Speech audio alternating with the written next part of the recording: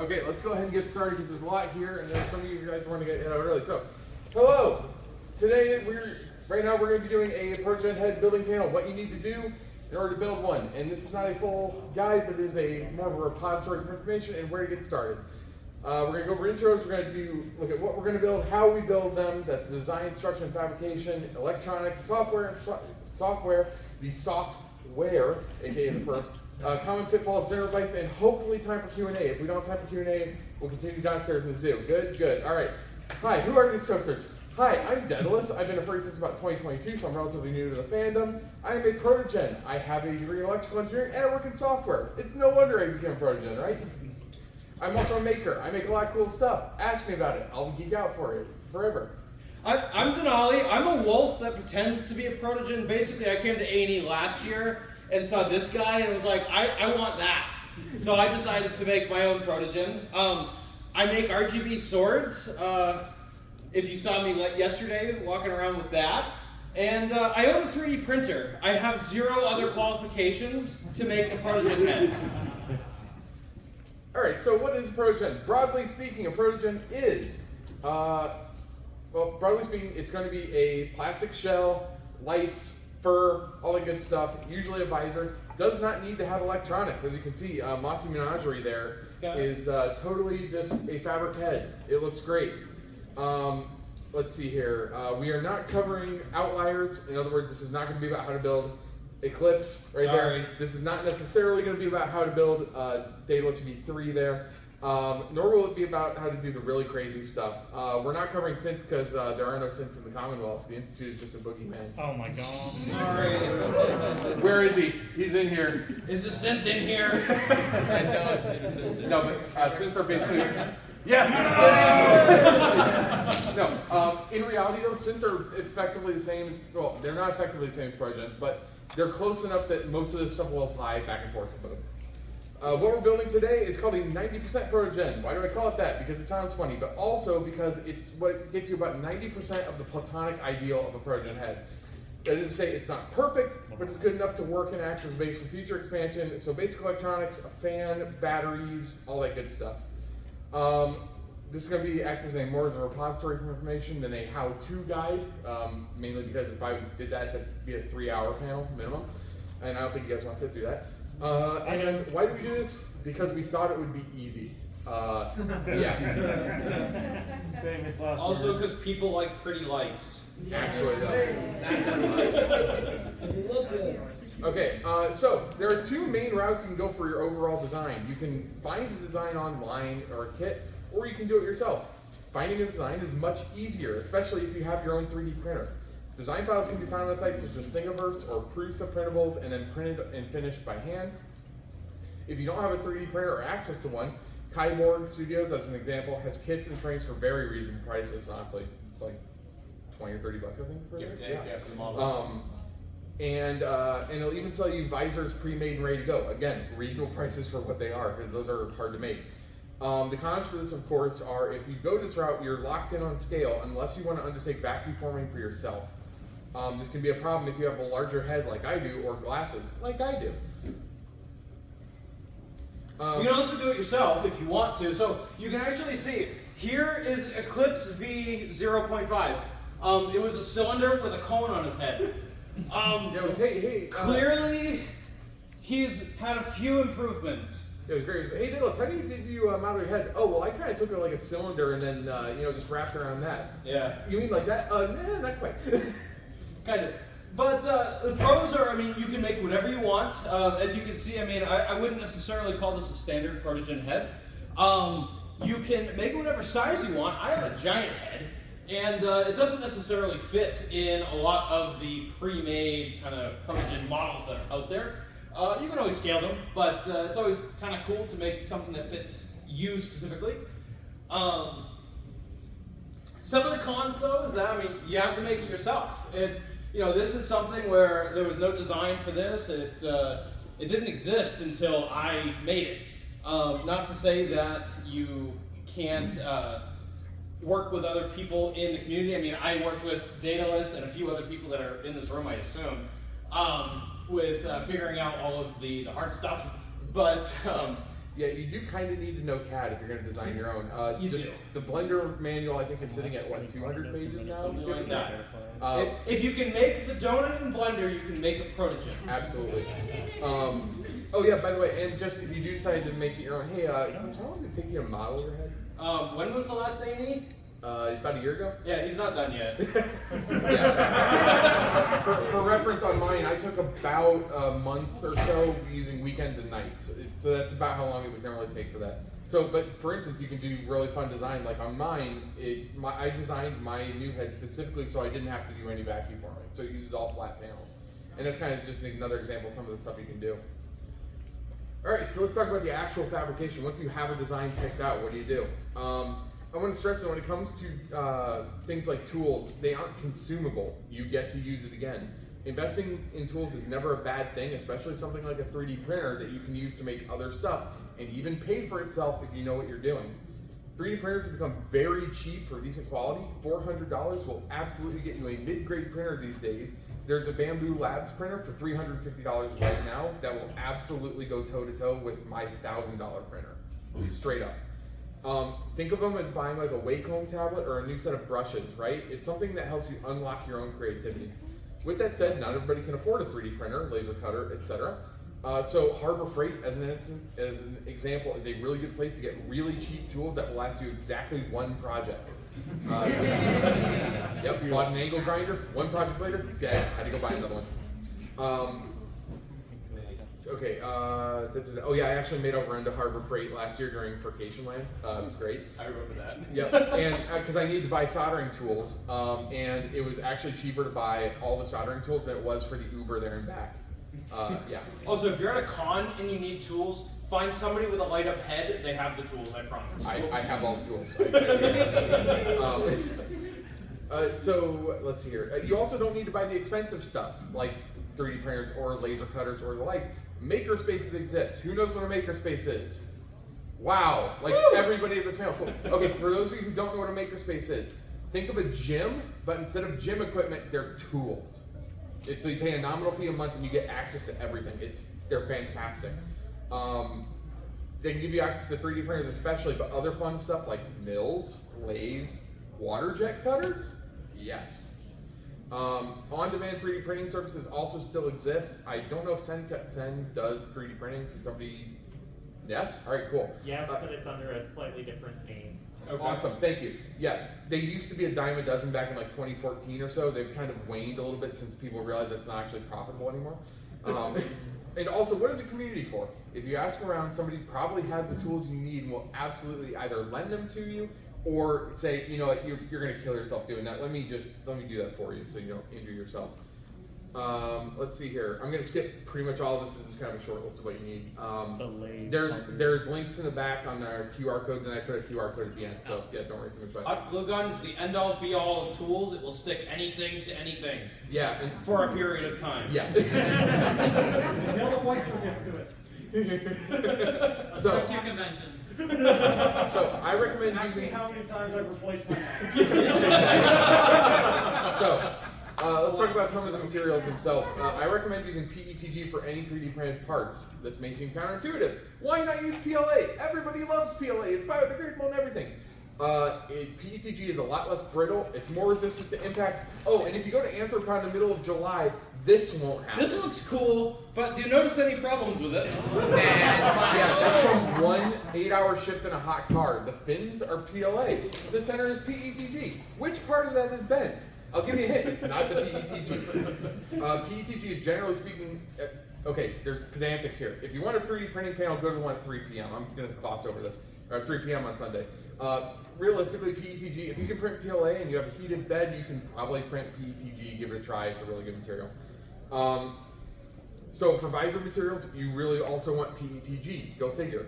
Try to stay away from polycarbonate or acrylic. They both have their downsides. When I did mine in acrylic, this is what happens. You notice it is very holy. It is also full of cracks. Yeah, there's a reason I'm not wearing this one right now. And why I guess I just ruined that one forever. That goes on the wall. I'm not going back. Okay. Anyway, so yeah, so polycarbonate and acrylic both have major downsides. Namely, being brittle, bubbly, or have major crazing problems. That's like micro cracking that you get. For attaching stuff, glue gun is the pinnacle of materials. I'm sorry, it's just the way it is. Yes, there are better options though. JV weld, not the like clear weld stuff. I'm talking the like metal epoxy. That stuff is great. Use that. Yeah, glue gun's great until it isn't. Heat or cold will both affect it equally. Cold will just make it like snap off. Heat, it'll just like slowly melt off your face. Yeah, moisture will get to it too. Yeah. Let's see here. Of note, try to use non-toxic as much as possible. You're literally going to be breathing this stuff. Just think about that. If you have to use toxic materials, look at their off-gas timing. I promise it's worth the extra 5 seconds of research. Yes, and potentially a couple days worth of just letting it sit out in the sun. Yeah, it's really worth it. Again, I'm not going to go into the weeds on 3D printing. That panel, when I wrote this, that panel is left as an exercise to the reader. Turns out somebody did it. It's at 3 p.m. tomorrow. Go see it. Just a note that if you 3D print your frame, you will probably need to fill in the layer lines, sand, and paint. I tend not to do this because I like the 3D printed look. Yes, that is coat. Ooh. Actually, I'm just lazy. Is really the thing about that. Something else to mention about 3D printing lines as well is at least for me, I operate off of the 8-foot model. If it looks good from 8 feet away, it's good enough. Yeah. Can anyone tell that this is all 3D printed and not painted? Nope. That's what I thought. Yeah. Someone really should be looking into carbon fiber or fiberglass like shells. I mean, it works for F1 drivers, right? So it should be able to work for us. That's left as an exercise to the reader. I don't really want to deal with resin and epoxy, I'm thinking. All right. Putting the fursuit. Fabric patterning. Wizardry. I have a degree in electrical engineering. Believe me, fabric patterning, as far as I'm concerned, is wizardry. Every time my partner's mom tries to show me how to do a fabric pattern, my eyes just glaze over and they just stop. Luckily for smooth-brained individuals such as myself, there's a solution. It's called the duct tape dummy method. You lay out saran wrap over your surface that you'd like to cover in fabric. You cover that saran wrap in duct tape. You peel the duct tape off, you cut it so that it lies flat, and then you sew it back together in fur or fabric, and you put it on the head. Probably with glue gun because you're me and you're lazy. Yeah, once you have that pattern, it's super easy. Like, honestly, sewing is dead simple. You can do it just a simple running stitch, just that's it. Do not forget your coif. What is a coif? It's the thing that hangs down over your neck. The front flute. This is such a little thing, and I didn't realize this until I made my first head. The coif is what transitions you from a guy wearing a Daft Punk helmet to a dude wearing a Protogen head. Go figure, more fur, mo better. All right, let's talk about the part you're probably actually here for. Okay, so I'm going to show you guys a quick video of a full process the very first time I did it, mainly because it's funny. This was my first attempt, and the mold, which is known as the buck, basically failed by getting sucked in because it was a hollow 3D print. It was also 3D printed, which means it started to melt and kind of create a pattern. You'll hear me talk a little bit about that in there. So let's see here.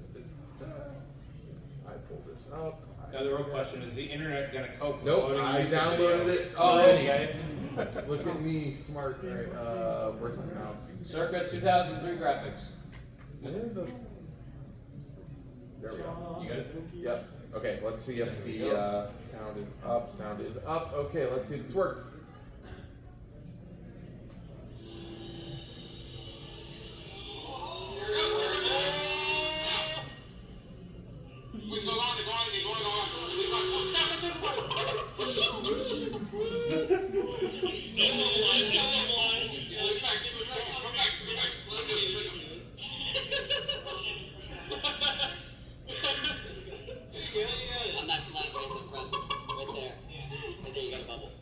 Great faces. Oh yeah. Yeah, it's hot because I just pulled it out of the oven. This is why you have the hot gloves on before I. Yeah, it's fine. It's not even that hot. It's really such a. It's fine.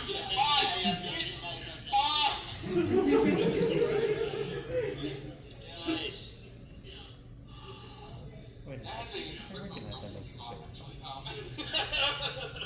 Again, it's hot. It just came out of an oven.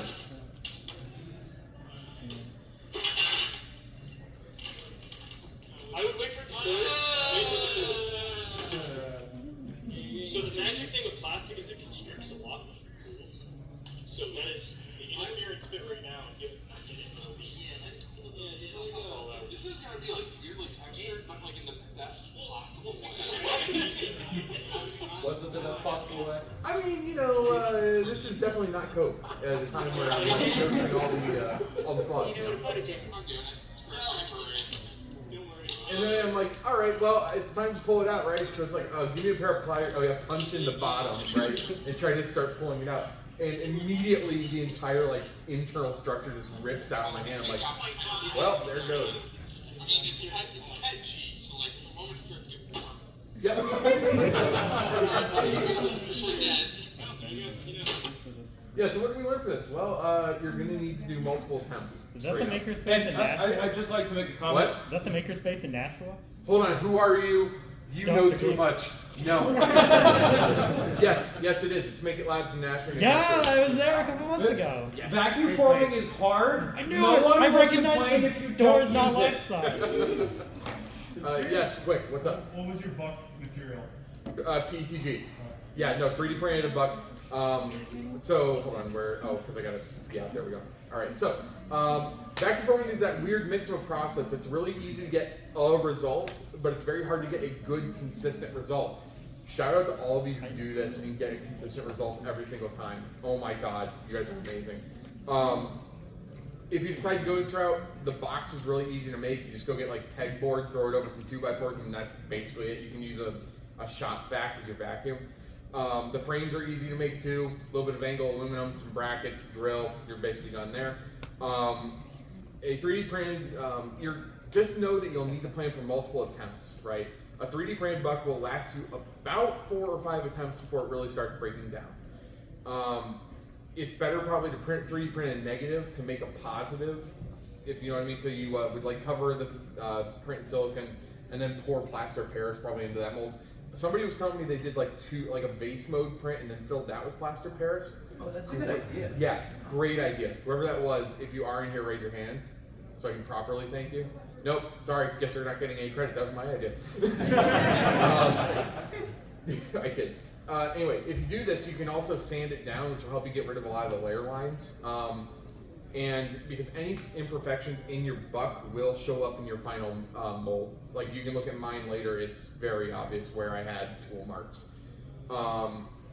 So yeah, one thing I didn't mention in this, I should probably mention how you actually do this. You take a piece of plastic, put it in your frame, shove it in an oven, wait for it to hit the right temperature, pull it out, and then you drop it over the buck as you turn on the vacuum.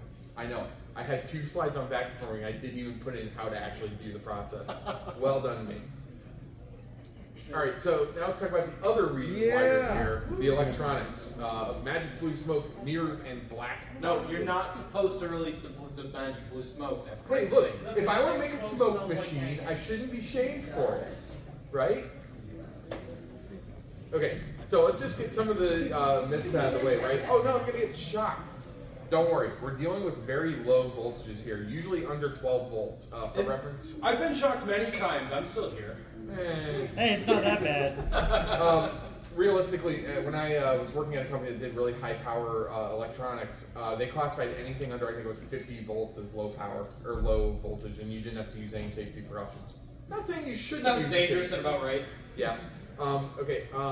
Yes. Question. I have one day, I'm planning one day to blow apart a whole low voltage thing, Nixie tubes, and neon tubes. So you can't. So real quick, I will entertain this because I love Nixie tubes. Those are 110 to 120 volts DC at very low current. It's not a real proto head unless it's running at 240 volts. I want to see the power supply. All right. Anyway. All right. Let's move on. Anyway, so just be sure your hands are dry and your work surface is clear of clutter. You should be fine. You shouldn't have any major issues. We'll discuss later batteries and their proclivity for exploding, but that's another thing. A lot of people think soldering is some weird dark art. I mean, not really more than anything else. There's tons of tutorials on YouTube about how to solder. That's how I learned, and it seems to work. I mean, my solder joints are okay, I guess. Mine haven't failed yet. Might have. The biggest thing is don't overheat the components. In other words, don't just leave the soldering iron sitting on your expensive microcontroller. You know, it's probably generally a bad idea. Also, when you're taking things out of plastic bags, it's best to not put the plastic bags on the soldering iron. Yeah, that also, you know, it really smells bad. Not great. Most of what we're talking about is soldering wires together, which is even easier because you get to mesh them first and they stick together, and then you can just, it's great. Is all electrical stuff magic? Yes. I mean, yeah, actually, just straight up. But hey, wizards need to learn spells too, right? Right? What we're talking about is mostly electronic Legos. Not difficult at all. Maybe an erector set. It's a little above that. All right, some quick notes on terminology. We're going to use the electrons flowing through a pipe like water model because it's very easy and we're not doing anything super difficult, so we can just do this. We know it's not perfect, but it works. Yeah, at me later, other electrical engineers. Don't. Electron flows against the convention. In this house, we flow from positive to negative. All right, I see how we do it. All right, so voltage is like water pressure. If you know what I'm talking about, it's head pressure, right? How much head of pipe you would have. Current is like how much water is flowing through that pipe. Resistance is all the stuff that keeps the water from flowing from here to there. Ohm's law is voltage is equal to the current, or I, times the resistance. So this always holds true. So in other words, your voltage goes up, your current or your resistance, or your current's going to go up because your resistance is usually fixed. So for the sake of simplicity, voltage is fixed by your batteries. Your resistance is determined by your components, and your current is determined by your batteries plus or times, in this case, times your resistance. Anyway. A short note about diodes, because a lot of times we'll be using light-emitting diodes. These are devices that only let current flow in one direction. Some of them emit light and turn you into a gamer. These have an intrinsic voltage drop, and then you would limit the current with a resistor. So in other words, if I have a diode that has 1.7 volts of drop, and I have a 5 volt support or source, I need to have a resistor in there to take up that other voltage drop.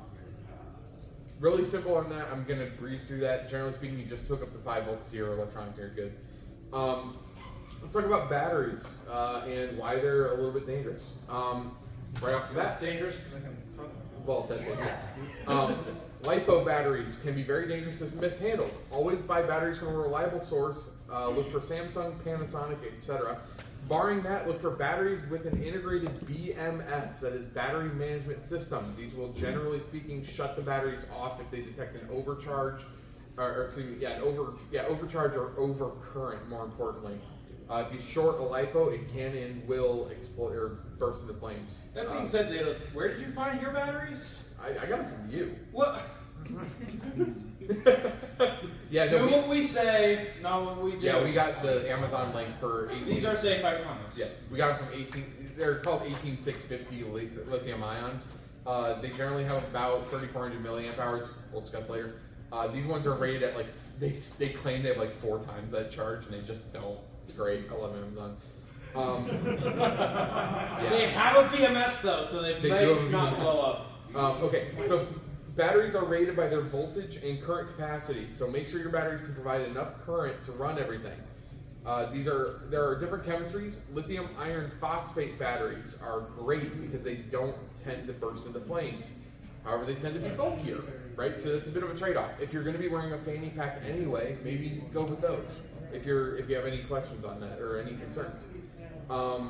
Lithium ion or LiPo batteries have higher current capacity and a higher charge density, so you can make them smaller. So like me, you can fit them in your ears instead of having to have a separate battery pack.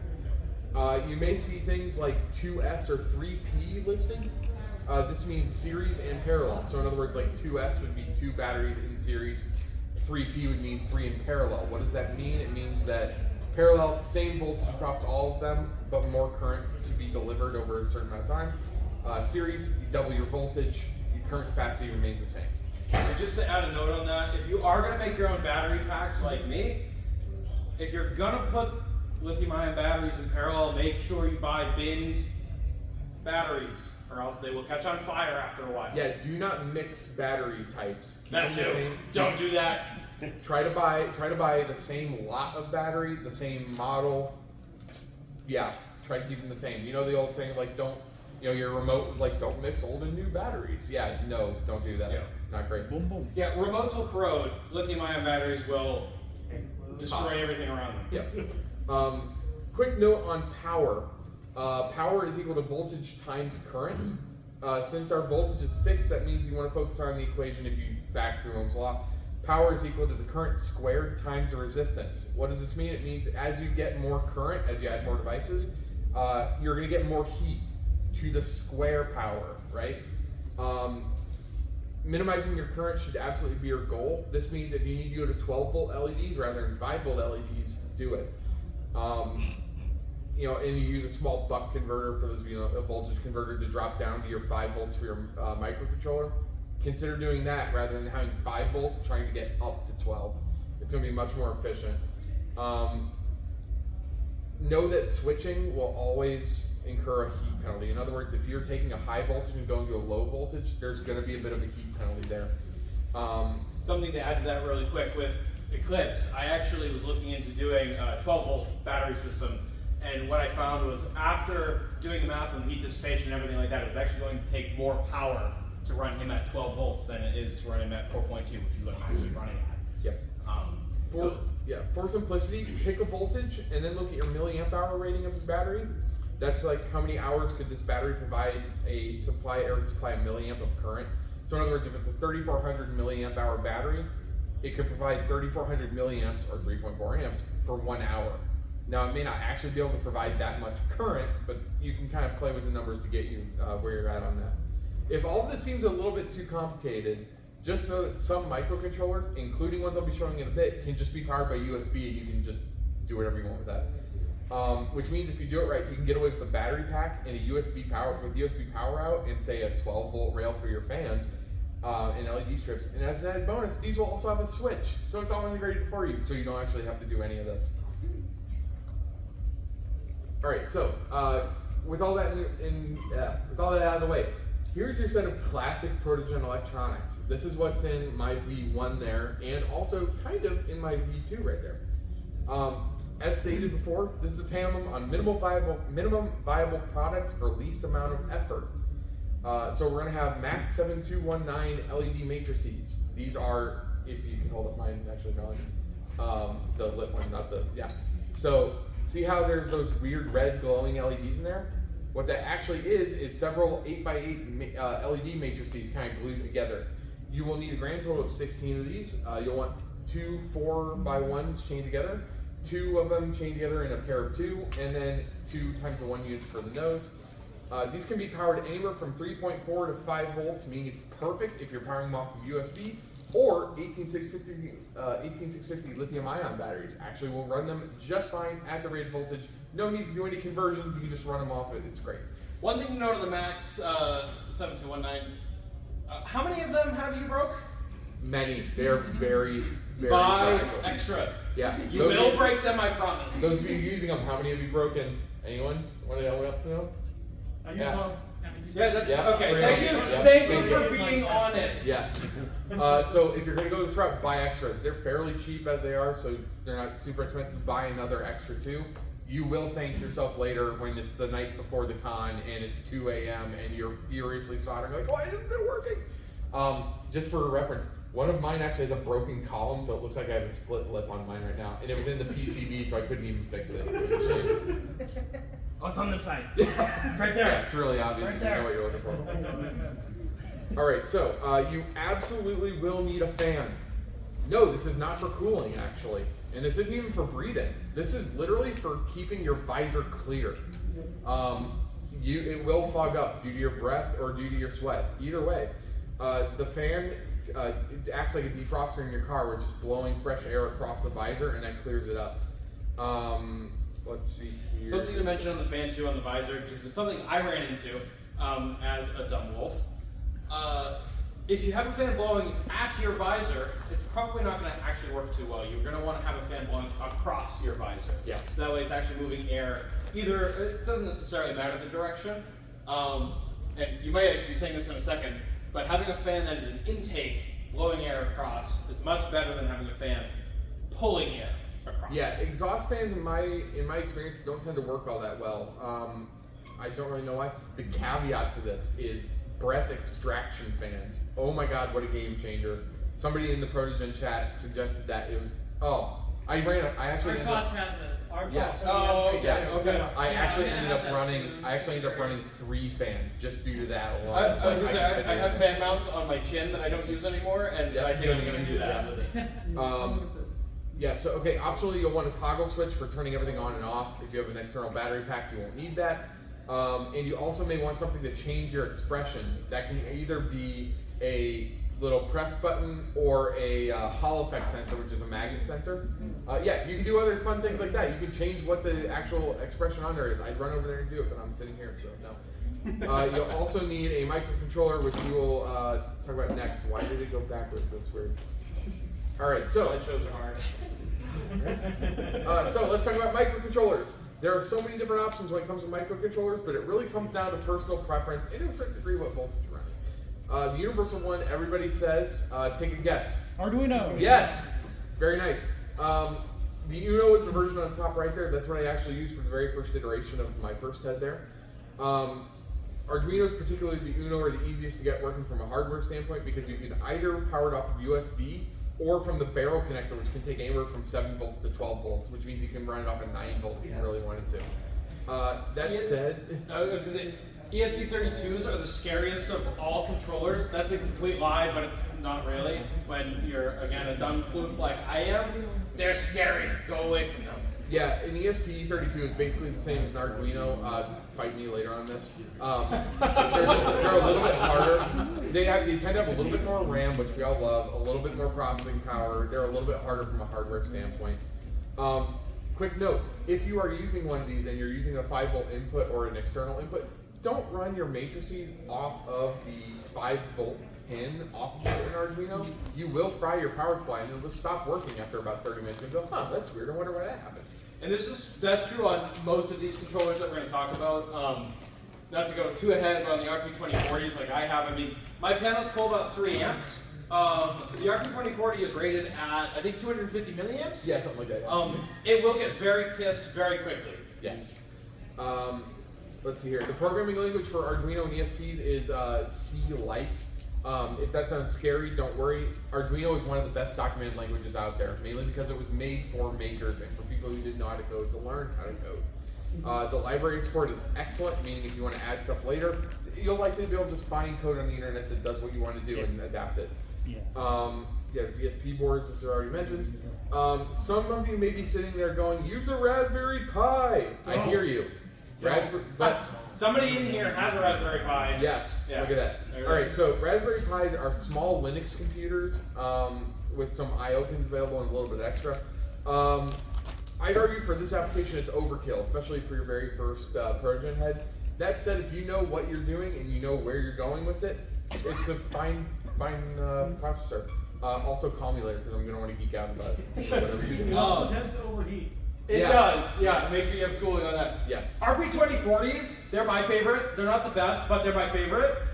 So I actually make RGB swords, which is how I learned about the RP2040. And basically what I did, I was like, well, a Protogen has RGBs. That can be run on a 2040, right? Now I have 2 2040s because it turns out if I connect my ears to the same one that runs my face, I run out of RAM. But they're amazing for anything that's not a full panel LED screen. Yeah. RP2040s run Circuit Python, which means it's super easy to program because Python is great. It's really nice. The library support is very great. Adafruit has so many tutorials and kits they sell you. They'll sell you things like prop maker feathers, which is what I use, that have fun things like accelerometer built in, a NeoPixel built in, a speaker amplifier built in and stock. LED screw terminals. Yeah. They're great. Servo control built in. So if you want your ears to move. Yeah, great. Honestly. Let's see. It also has a dedicated battery connector, which is also nice. It can also be powered directly by USB-C. Awesome. Everything uses USB-C. It's great. Oh, and how you program this thing?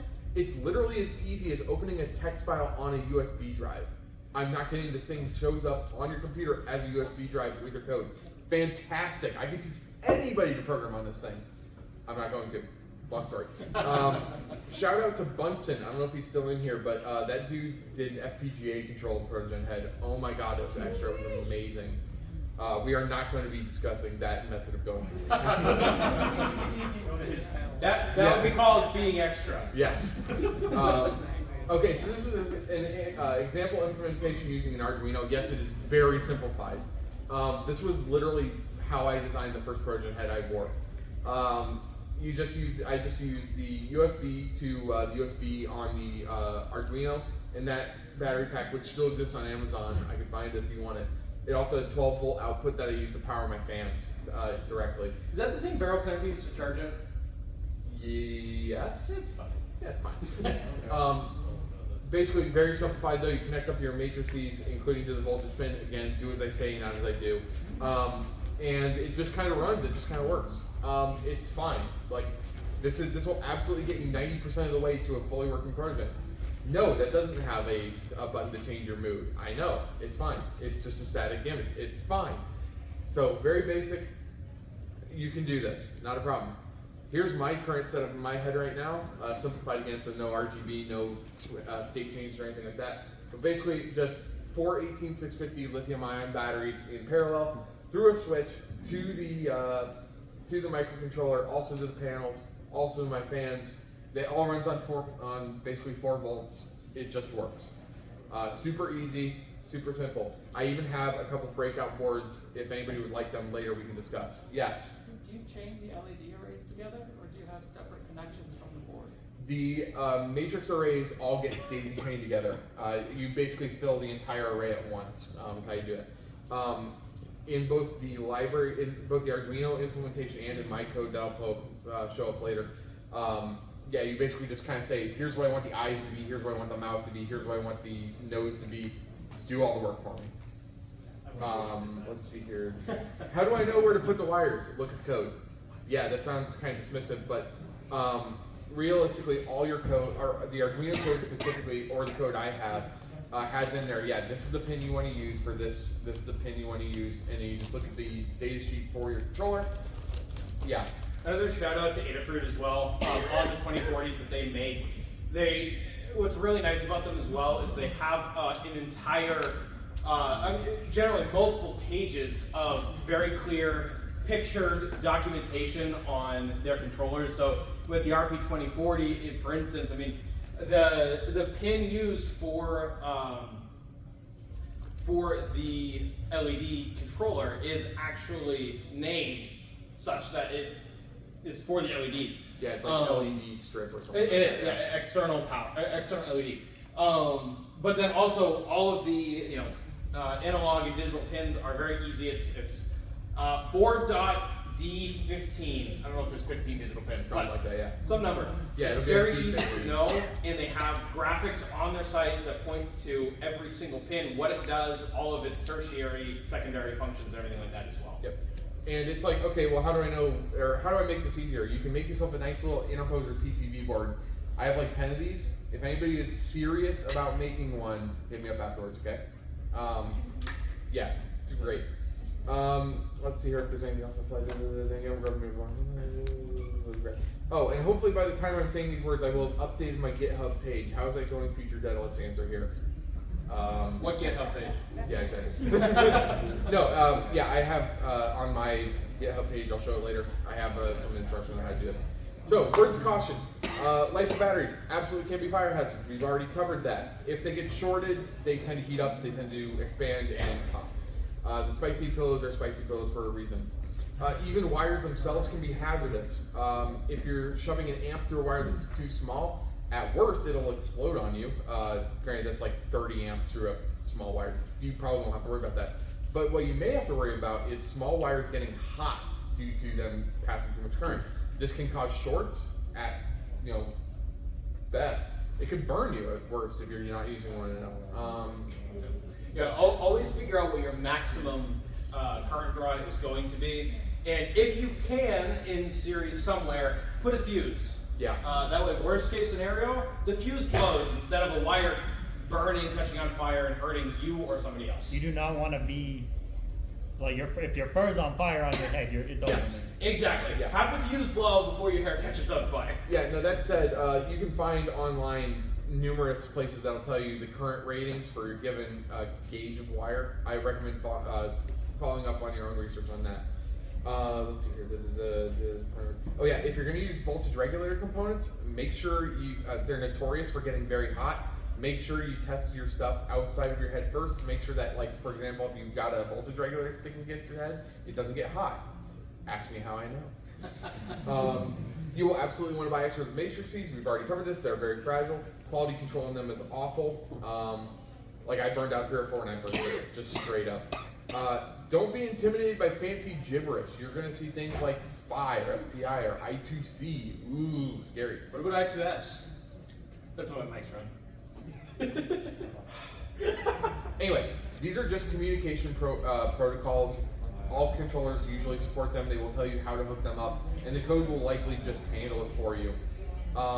We all learn this stuff by just Googling it. Why should you do that different? No, there's plenty out there to choose from tutorials online, either in video or text form. There's a plethora of information out there. Don't be afraid to Google something if you don't know it. Also, don't be afraid to ask around for help. There's several Protogen groups on Telegram. We're all friendly. I'm on Telegram. I will absolutely be willing to geek out with you. I'm on Telegram as well. I pretend to know what I'm talking about most of the time.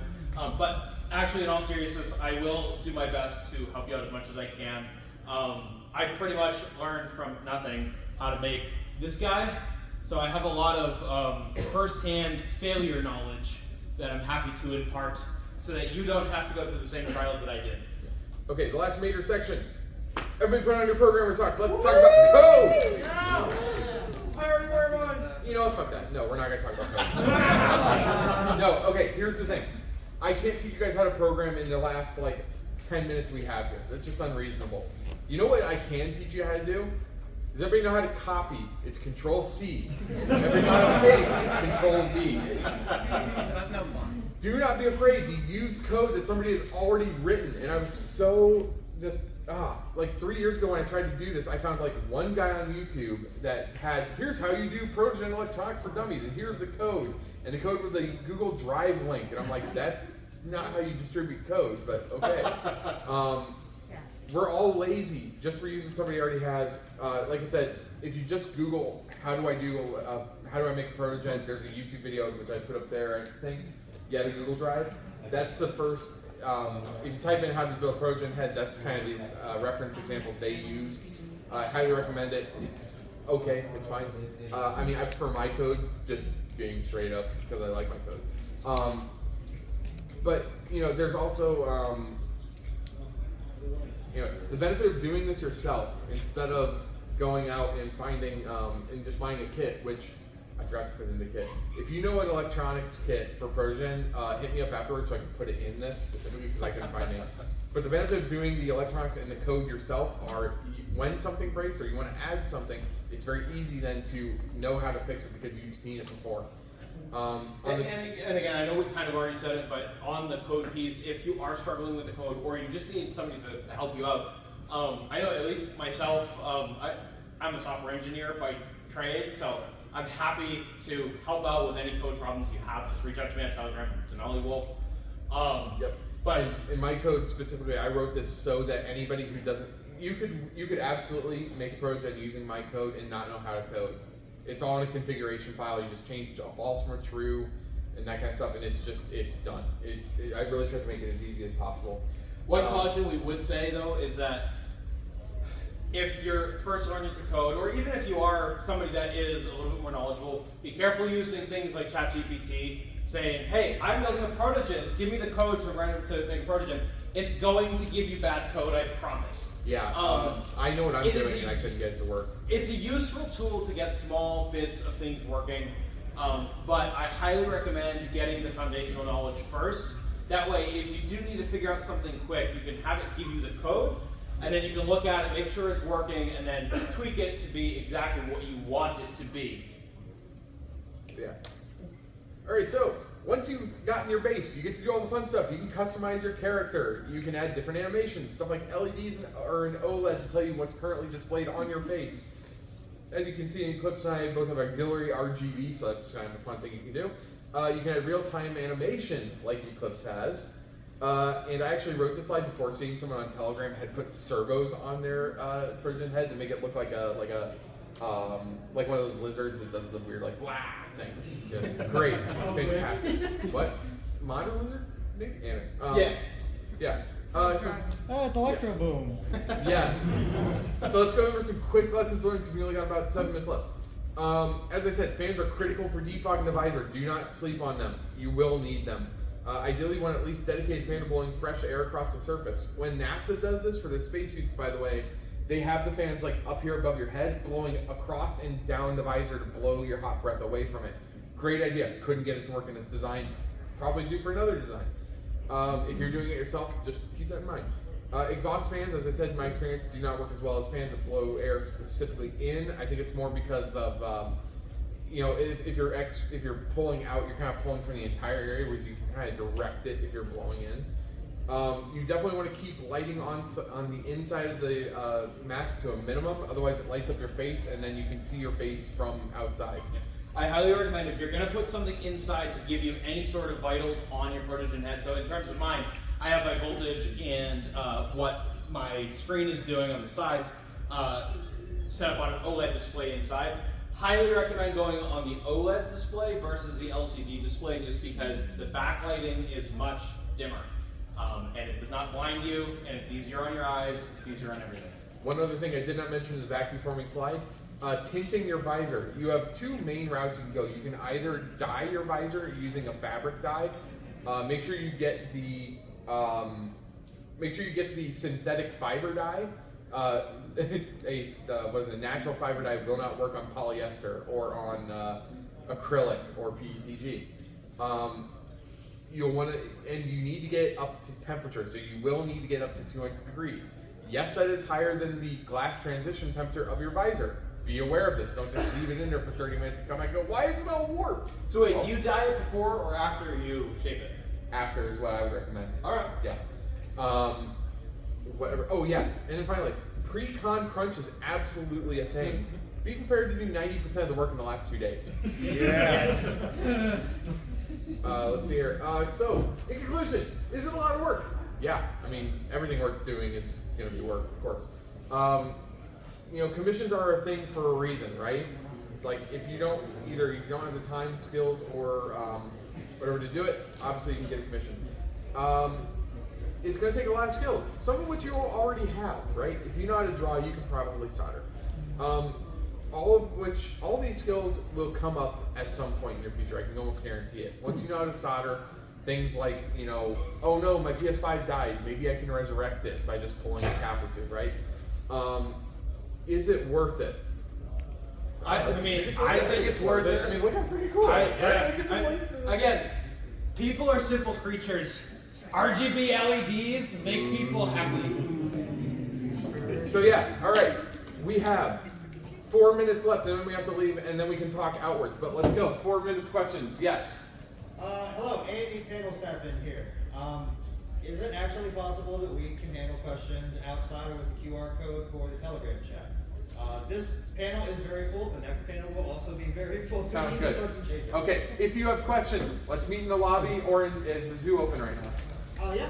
Okay, Let's meet enter in the zoo if you have questions. Okay. Yeah, this is a QR code for the slide deck. We also have that on a piece of paper in the back. And the working title of this was, no, really, you should build a Protogen. You should build Protogen. Do it.